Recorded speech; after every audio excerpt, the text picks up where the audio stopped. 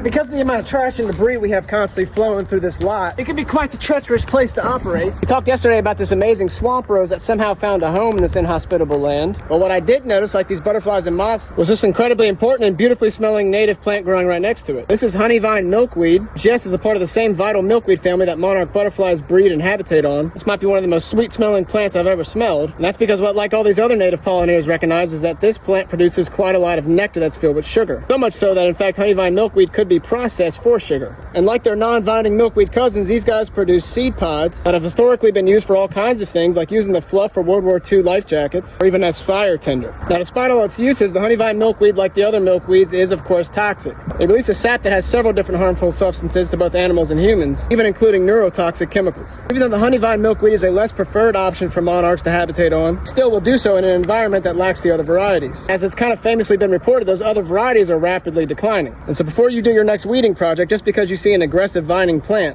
you should first give its flowers a sniff, because it's not a smell you want to miss out on. Second, keep in mind that it could be crucial habitat for one of America's most prized butterfly species.